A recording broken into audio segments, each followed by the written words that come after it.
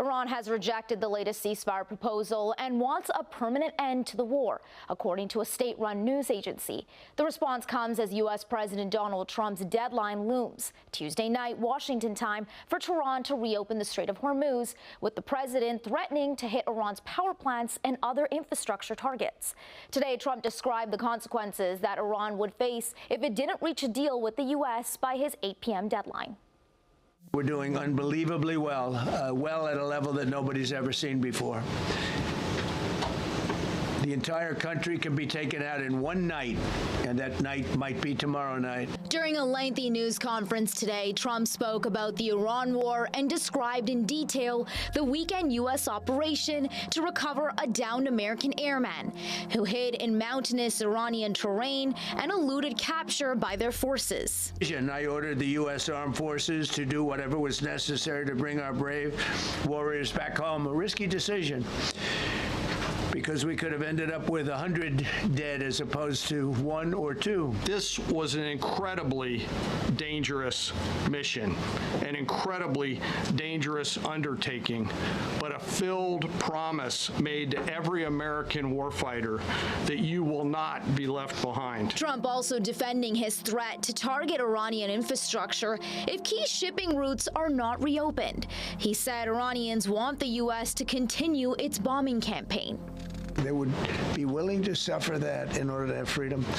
The Iranians have, and we've had numerous intercepts. Please keep bombing. Bombs that are dropping near their homes. He said negotiations are taking place and couldn't comment on the status of the war, instead only reiterating his 8 p.m. deadline. Trump, who had extended his initial deadline, gave no indication he would do so again. Per the president's direction, today will be the largest volume of strikes since day one of this operation. Tomorrow, even more than today. And then Iran has a choice. Choose wisely, because this president does not play around. A 45-day ceasefire plan was on the table for the U.S. and Iran, but Trump said it wasn't good enough while Iran rejected the proposal. Instead, the country delivered its response through Pakistan in a 10-point document, citing past experiences as the reason it would not accept a ceasefire. Trump's comments come amid criticism that his vow to blow up Iranian energy plants, bridges, and desalination plants would constitute war crimes. In a profanity-laced social media post, he renewed his threats to target key infrastructure sites if Tehran does not comply by tomorrow. The Secretary General has been very clear on issues regarding international law, and he urges yet again all parties to abide by their obligations regarding the conduct of these hostilities. And he recalls that civilian infrastructure, including energy infrastructure, may not be attacked. But Trump says he's not worried about it. Iran responded to the president's threats with its own, saying it will only reopen the strait when financial damages from the war are fully compensated. Iran has the upper hand here, and Trump's war on Iran has actually increased Iran's bargaining power compared to where it was before the war started. So Trump expected Iran to fold immediately. They have not. Now Trump doesn't have an exit strategy, so that's one way that Iran has been bettered by this conflict, right? Iran has also asserted this new leverage over Hormuz, which has caused oil prices to go up with no end in sight, frankly.